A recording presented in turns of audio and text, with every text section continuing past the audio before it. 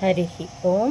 ప్రియ పుత్రి పుత్రులారా, కంటెదుటుగా ఉన్నా కూడా సంగ్రహించడానికి, విశ్లేషించుకోవడానికి సంక్లిష్టంగా ఉన్నటువంటి ఒక స్పైయింగ్ మర్మాన్ని, కరెంట్ ఇష్యూని మీతో పంచుకునేందుకు ఈ వీడియో చేస్తున్నానండి. దేశభక్తి అనేటటువంటి ఎమోషన్ బీసీసీఐ లాంటి క్రీడా వ్యాపార సంస్థలకి క్రికెట్ వ్యాపారం, డబ్బులు రాల్చుకునే ఉపాయం. అలాగే దేశభక్తి అనేటటువంటి ఎమోషన్ ఆర్ఎస్ఎస్ భాజపాలకి రాజకీయ వ్యాపారం.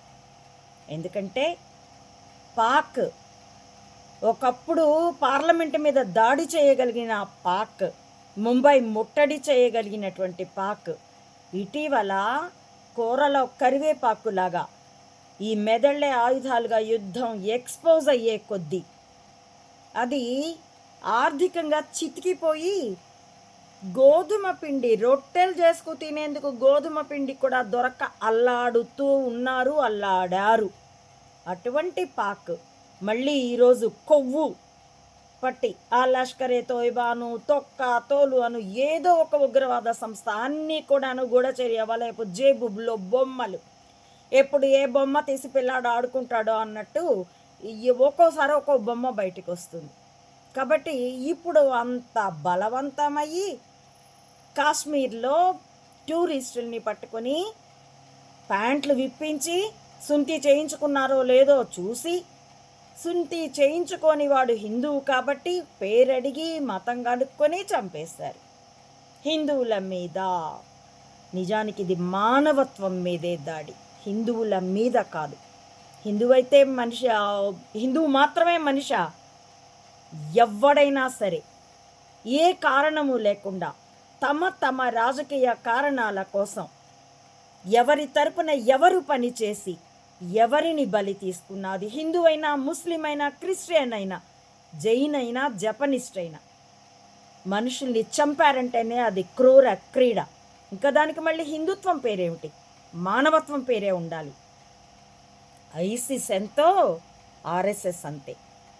వాడికి ఇప్పుడు హఠాత్తుగా ఆ ముస్లిం ఉగ్రవాద సంస్థలకి, మరక సంస్థలకి అంతర్జాతీయంగా ఉనికి చాటుకునేందుకు మనుషుల మీద దాడి చేశారట. ఏం కథలు చెప్తున్నారు? అసలు కథ అది కాదు. ఇప్పుడు ఈవీఎం ట్యాంపరింగ్తో గెలిచాడు మోడీ అంటూ ఆ కూటమి కుమ్మకు బాగా ఎక్స్పోజ్ అవుతుండేసరికి దిగజారిపోయినటువంటి మోడీ యొక్క ప్రతిష్టని పైకి లేపేందుకు ఇంటర్నేషనల్ డైవర్షన్ ఇది. ఏమన్నా అంటే ఈ స్థితిలో కూడా నీకు స్పైయింగే పడుతుందా, దేశభక్తి లేదా అని అంటున్నారే. దేశభక్తి కంటే కూడా ఎక్కువది మానవత్వం. దేశభక్తి పేరుతోనైనా సరే మానవత్వానికి కళంకం తేవడం అంటే అది నీచ నికృష్టం.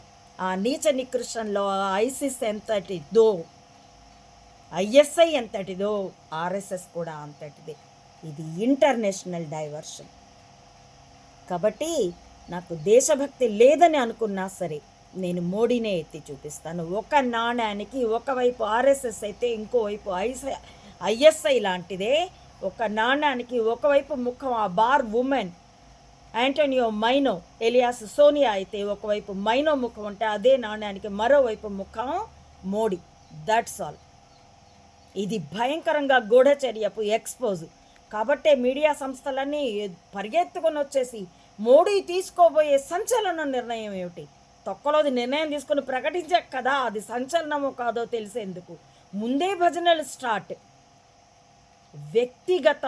వ్యక్తుల చుట్టూ తిరిగే రాజకీయమే భ్రష్టమైనది, ఒక వ్యవస్థల చుట్టూ కాకుండా. అది మోడీ అయినా, మైనో అయినా, చంబా అయినా, చివరికి జగన్ అయినా.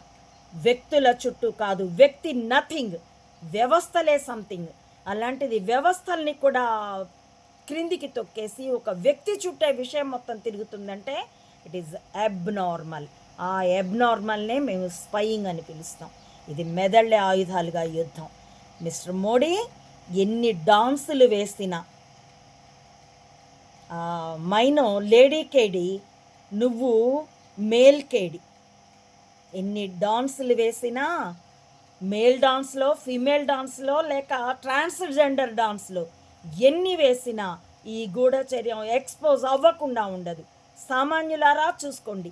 దేశభక్తిని కూడా దాటి మానవతా ధర్మం వైపుకి ప్రయాణించండి. అప్పుడు ఈ కుట్రలు కుతంత్రాలు అర్థమవుతాయి. కులం అన్న కార్డు పనికి రాకపోతే మతం కార్డు వాడతారు, దానికి దేశభక్తిని మిళాయిస్తారు. ఒకప్పుడు ఇందిరన్ అనేవాళ్ళు పాక్ బూచిని చూపిస్తుంది అని. ఒకప్పుడు నిజంగా పాక్ బూచ్ అంత భయంకరంగా ఉండింది. ఈరోజు ఎలా చూపిస్తున్నారు పాక్ బూచిని? అది బూచి కాదు, బుగ్గైపోయింది. బూడిద కంటే కూడా తేలికైపోయింది, గాలి కొట్టుకుపోతూ ఉంది. మరి అది హీరో ఎలా అవుతోంది? ఇది international political war, international spying war. దాన్నే ఈ సంఘటన పుల్వామా అవనియండి, గాల్వామా అవనియండి, అభినందన్ శర్మలు అవనియండి, మరొకటి అవనియండి, ఎవ్రీథింగ్ ఈజ్ డ్రామా. చెదురు మదురుగా ఏదైనా సహజ సంఘటన జరిగినా కూడా దాని చుట్టూ స్పైయింగ్ అల్లుకుపోయే చోట అసలు స్పైయింగ్లో ఆ దండలో మేజర్ పూసలే పార్టిసిపేట్ చేస్తే అవి యాదృచ్ఛికంగా జరుగుతాయా, లేకపోతే ఆ సంస్థల కారణాలుగా జరుగుతాయా? లష్కరే తోయిబా అననండి, మరో పేరు ఏదైనా పెట్టనేయండి, it's all part in the drama, the spying drama. సామాన్యులారా, check yourself, that's all. Hari Om. ప్రియపుత్రి పుత్రులారా, నా ఈ వీడియోల కంటెంట్ పరిశీలనార్హం అనిపిస్తే please like, share and recommend my channel to others as well. Subscribe it. Please support Ammaodi Mata Anantananda to spread the truth of either spying or spirituality up to the roots of this society. As well, support me financially also to win this war with wisdom as weapon. www. మెదళ్ళే ఆయుధాలుగా యుద్ధం, సత్యము ధర్మము పునఃప్రతిష్ఠనందేందుకు. తద్వారా ఈ భూగోళమే ప్రకృతి సమతుల్యతతో తులతూగుతూ సర్వ ప్రాణికోటి పరస్పర సహకారంతో ప్రశాంత జీవనం సాగించేటందుకోసం మెదళ్ళే ఆయుధాలుగా యుద్ధం. ఇందులో పాలు పంచుకోవలసిందిగా ప్రియ పుత్రులందరినీ కుల మతాలకి రాజకీయాలకి అతీతంగా, దేశీయతలకి కూడా అతీతంగా మానవతా ధర్మాన్ని, కరుణ, ప్రేమల్ని అర్థం చేసుకోవాల్సిందిగా అర్థిస్తూ ఈ యుద్ధంలోకి స్వాగతిస్తున్నానండి. Thank you for watching.